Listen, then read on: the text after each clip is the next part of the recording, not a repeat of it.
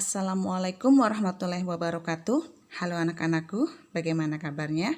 Semoga kalian sehat selalu dan tentunya tetap semangat untuk belajar. Pada pertemuan kali ini kita akan mempelajari materi bangun ruang sisi lengkung atau disingkat dengan BRSL dengan submateri yaitu tabung. Pelajaran Matematika kelas 9 semester 2. Bersama dengan Ibu Hesti Setiasih, pengajar di SMP Negeri 14 Kota Cirebon, selama kurang lebih 16 menit ke depan kita akan belajar mengenai tabung.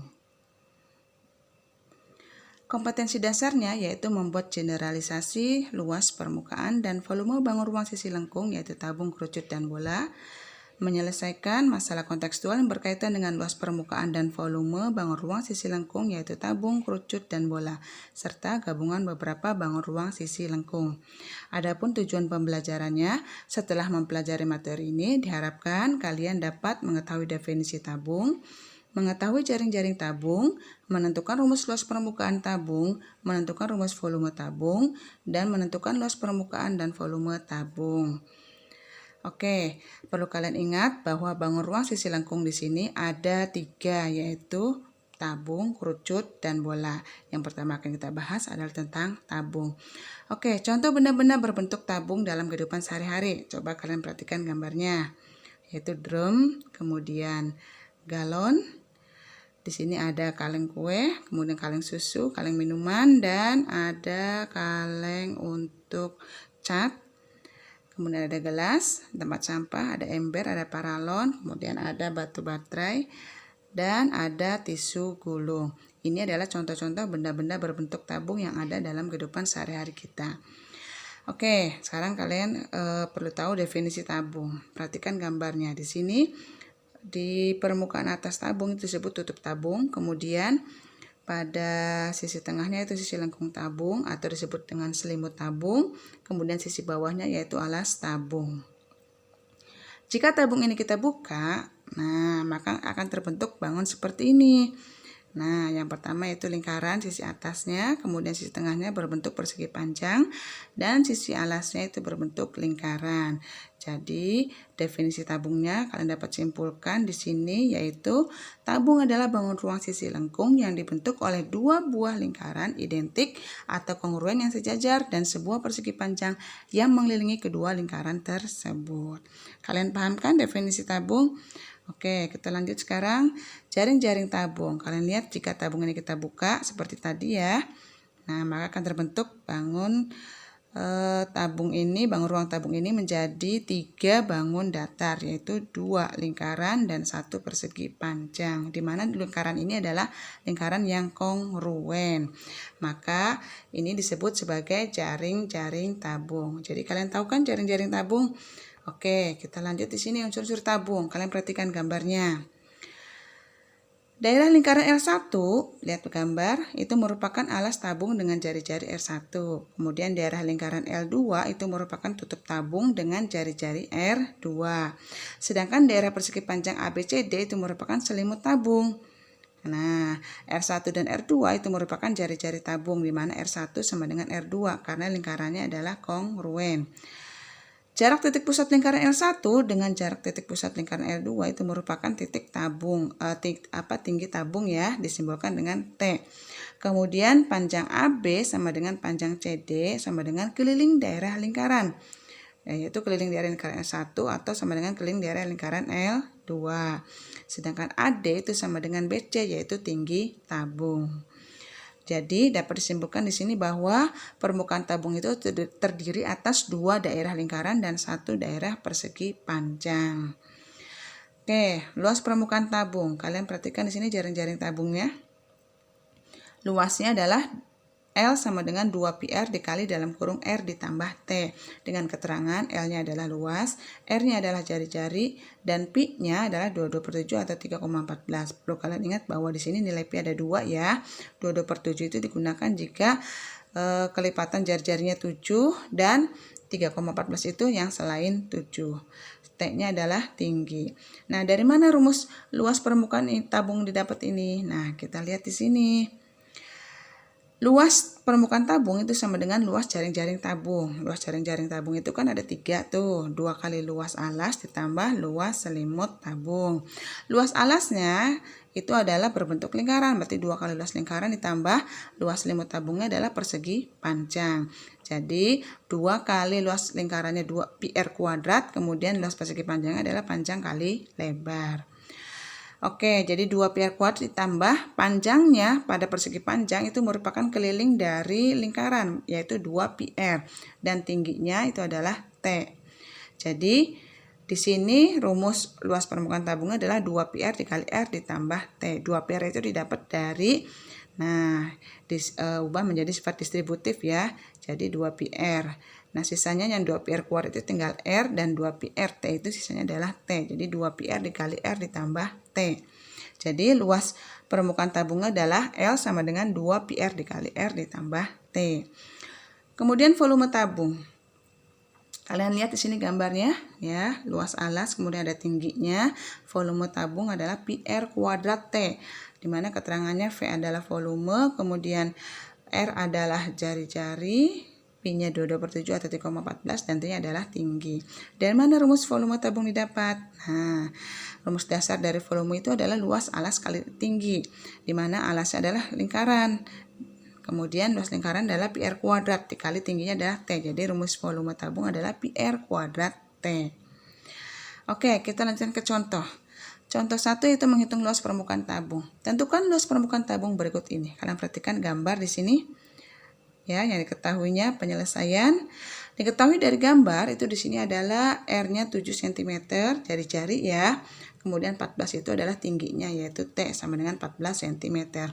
Nah, sekarang pakai V-nya berapa? Kalau jari-jarinya 7 cm yaitu 22/7. Mulai kita hitung di sini. Jangan lupa yang pertama tulis adalah rumusnya. L sama dengan 2 pi r dikali R ditambah T. Kita substitusikan nilainya. Di sini pi-nya adalah 22/7, R-nya adalah 7 dan T-nya adalah 14. Maka menjadi 2 kali 22/7 dikali 7 dikali dalam kurung 7 ditambah 14. Nah, 7 dibagi 7 habis dibagi. Kemudian di sini 2 kali 22 adalah 44, yang dalam kurungnya 7 tambah 14 adalah 21. Jadi 44 dikali 21 hasilnya adalah 924. Jadi luas permukaan tabungnya adalah 924 cm persegi. Jangan lupa luas satuannya adalah persegi. Oke, sekarang contoh yang kedua. Menghitung jari-jari tabung jika diketahui luasnya. Sebuah tabung mempunyai luas permukaan 748 cm persegi. Jika tinggi tabung 10 cm dan pi-nya sama dengan 22/7, hitung jari-jari tabung tersebut. Oke, nah penyelesaiannya yang diketahui di soal. Di sini luas permukaan, kemudian tinggi, dan nilai V. Yang ditanyakan adalah jari-jari, simbolnya R. Oke, jawab. Yang pertama adalah rumus terlebih dahulu yang ditulis. L sama dengan 2 pi r dikali R ditambah T. L-nya kita ganti 748 ya. Kemudian pi-nya 22/7 dikali R dan T-nya adalah 10. Oke, kita lanjutkan. 748 sama dengan 2 kali 22/7 didapat 44/7 dikali R dalam kurung R ditambah 10. 748 kita bagi dengan 44/7. Pembagian dengan pecahan itu diubah menjadi perkalian, maka pecahannya dibalik menjadi 7/44 sama dengan R dikali R ditambah 10. Hasilnya adalah 119 sama dengan R pangkat 2 ditambah 10R. R kali R didapat R pangkat 2, kemudian R kali 10 didapat 10R. Nah, kita ubah menjadi persamaan kuadrat. R kuadrat ditambah 10R dikurangi 119 sama dengan 0. Nah, untuk persamaan kuadrat ini kita cari akarnya. Nah, berapakah hasil dari perkalian yang menghasilkan negatif 119 dan selisihnya adalah positif 10? Didapat di sini R-nya itu 17 positif dan R-nya adalah negatif 7. Maka hasilnya R tambah 17 sama dengan 0, yaitu R yang pertama adalah negatif 17 dan R dikurangi 7 sama dengan 0 adalah R yang keduanya yaitu adalah 7. Panjang itu tidak ada yang negatif, maka kita ambil nilai R-nya sama dengan 7. Jadi Di sini diketahui panjang jari-jarinya adalah 7 cm. Paham kan anak-anak? Kita lanjut contoh yang ketiga, menghitung volume tabung. Kalian lihat gambarnya di sini. Apa yang diketahui pada gambar? Penyelesaian diketahui di gambar adalah jari-jarinya, kemudian tingginya.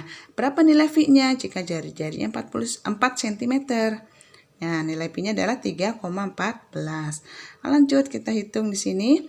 Yang pertama itu rumusnya dulu, yaitu V sama dengan PR kuadrat T.